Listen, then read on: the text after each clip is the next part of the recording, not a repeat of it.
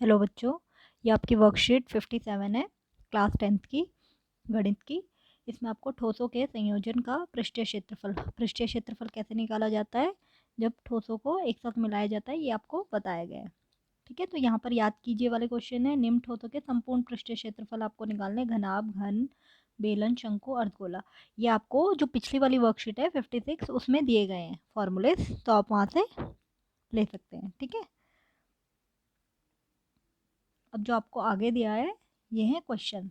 पहला जैसे है यहाँ पर जो दिया गया है, ये है दो घनों जिसमें से प्रत्येक का आयतन, आपको आयतन दिया हुआ है। ठीक है, दोनों घनों का जो कि 64 सेंटीमीटर स्क्वायर है, फलक को मिलाकर एक ठोस बनाया जाता है। इससे प्राप्त घनाभ का पृष्ठीय क्षेत्रफल, तो आपको यहाँ से जो निकालना है वो पृष्ठीय क्षेत्रफल निकालना है घनाभ का। ठीक है, जो इन दोनों से बना है। तो उसके लिए आप क्या करोगे, आप देखोगे इस तरीके से। फर्स्ट क्वेश्चन जो दिया है, आपको दो घन दिए हैं और दोनों का आयतन दिया हुआ है। ठीक है, इसका भी 64 सेंटीमीटर स्क्वायर, इसका भी 64। तो इसका मतलब अगर मैं दोनों घनों से इनके अगर किनारे निकालना चाहूँ तो ये किनारे आराम से निकल जाएंगे। घन है तो सारे किनारे बराबर होंगे, तो हम यहाँ से घन घन का जो आयतन है वो ये दिया हुआ है और घन के आयतन का फॉर्मूला होता है ए क्यूब। तो यहाँ से जब आप निकालोगे तो आपका ए निकल आएगा, वो है 4 सेंटीमीटर। ठीक है, तो इसका मतलब ए जो है वो 4 सेंटीमीटर है।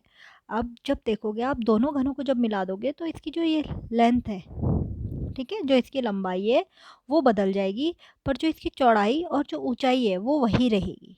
ठीक है, आप देखोगे जब ये घनाभ बनेगा तो उसकी जो चौड़ाई और ऊंचाई है वो तो सेम ही रहेगी, पर इसकी लंबाई अलग हो जाएगी। ठीक है, पहले 4 और 4 अलग अलग घन की थी, अब घनाभ की ये 4 + 4 8 हो जाएगी। इसका मतलब जो इसकी लंबाई है वो 8 सेंटीमीटर है। ठीक है, चौड़ाई जो है वो सेम रहेगी 4 सेंटीमीटर। ठीक है, और ऊंचाई भी सेम रहेगी 4 सेंटीमीटर।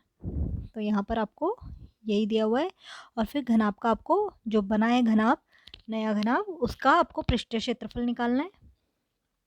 ठीक है, पृष्ठीय क्षेत्रफल निकालने के लिए आपको जो फॉर्मूला है वो है 2L × B। L मतलब लंबाई, B मतलब चौड़ाई, फिर प्लस B × H, B मतलब चौड़ाई, H मतलब L, H मतलब ऊंचाई, H × L ऊंचाई और लंबाई। आपको इनकी वैल्यूज पुट करनी है। L जो है वो 8 है, B है 4, ऐसी B और H 4 4 हैं, HL 4 8। जब आप इन्हें गुणा करोगे तो ये आ गया 32, ये 4 × 16, 4 × 8 32। जब आप इनको सॉल्व करोगे, इनको प्लस करने पे तो 80 आ जाएगा। 2 × 80 ये हो जाएगा 160 सेंटीमीटर स्क्वायर। ठीक है, अब जो आपको यहाँ पर सेकंड क्वेश्चन दिया है वो ये है कि आपको एक ब्लॉक दिया गया है जो कि जिसमें एक ये घन है। ठीक है, नीचे जो ये वाला पोर्शन बना है ये एक घन है और उसके ऊपर एक अर्धगोला दिया गया है। ठीक है, ये जो ये बना हुआ है इसके ऊपर ये एक अर्धगोला है। ठीक है, इस तरीके का एक ब्लॉक दिया हुआ है। अब इसको बनाने के लिए आपको क्या करना है, इसका संपूर्ण पृष्ठीय क्षेत्रफल आपको निकालना है। उसको निकालने के लिए आप देखोगे इसमें दो ठोस हैं। दो ठोस कौन से हैं, एक तो है घन, ठीक है, और दूसरा है अर्धगोला। ठीक है, दोनों है। अब दोनों को मिलाकर ये एक ब्लॉक बना है। इसको अगर हम देखोगे, अगर आपको संपूर्ण पृष्ठीय क्षेत्रफल निकालना है तो जो इसका ऊपर का सतह है, ठीक है, जो घन की ऊपर की सतह है ये वाली, इसी में ही ये अर्धगोला है। ठीक है, तो मतलब जो इसका बीच का ये वाला पोर्शन होगा वो इस सरफेस का भी है, इस सतह का भी है घन के, और वो अर्धगोले में भी है। ठीक है, तो मतलब ये वाला जो क्षेत्रफल है ये 2 बार काउंट होगा, इसलिए हम जब इसका संपूर्ण पृष्ठीय क्षेत्रफल निकालेंगे तो हम इसमें क्या करेंगे, हम घन का संपूर्ण पृष्ठीय क्षेत्रफल निकालेंगे पहले। ठीक है, जो घन है उसका संपूर्ण पृष्ठीय क्षेत्रफल निकलेगा, फिर उसके बाद उसमें से जो ये अर्धगोले का ये जो नीचे का है, ठीक है, आधार, जो आधार का क्षेत्रफल है हम उसको घटा कर देंगे। ठीक है, और फिर अर्धगोले का जो वक्र पृष्ठ ऊपर का जो पोर्शन है वो, उसके लिए हम वक्र पृष्ठीय क्षेत्रफल निकालेंगे अर्धगोले का, तो उसको हम ऐड कर देंगे। ठीक है, तो इस ब्लॉक का संपूर्ण पृष्ठीय क्षेत्रफल निकालने के लिए पहले हम घन का संपूर्ण पृष्ठीय क्षेत्रफल निकालेंगे, उसके बाद जो अर्धगोला है उसके आधार का। ठीक है, आधार कैसा होता है अर्धगोले का? वृत्त के जैसा। ठीक है, गोल होता है।